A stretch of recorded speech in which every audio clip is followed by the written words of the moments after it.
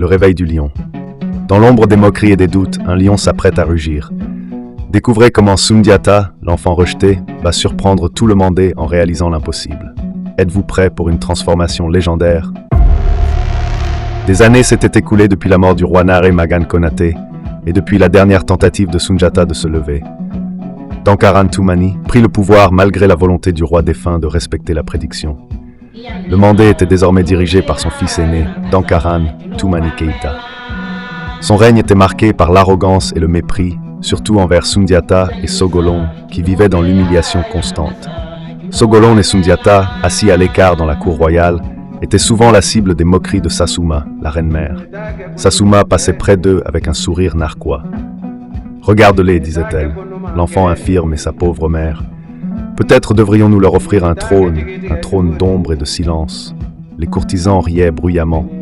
Sundiata restait silencieux, mais ses poings se serraient. Dans ses yeux, une flamme commençait à briller.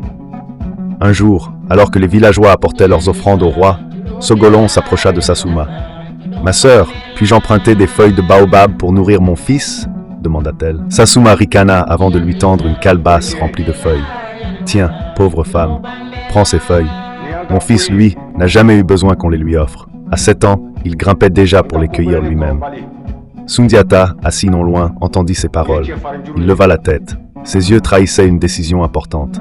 Sans dire un mot, il se redressa lentement avec l'aide de ses bras. Il rampa jusqu'à un bâton en bois et tenta de se lever. Le bâton craqua sous son poids et se brisa. Un silence s'abattit sur la cour.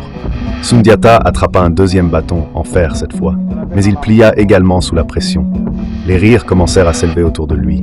« Regardez-le » s'exclama Sassouma. « Même le fer ne peut le soutenir. C'est un signe des dieux. » Sundiata, le visage marqué par l'effort, ne détourna pas les yeux. Il fixait le bâton royal posé près du trône. Lentement, il rampa jusqu'à celui-ci.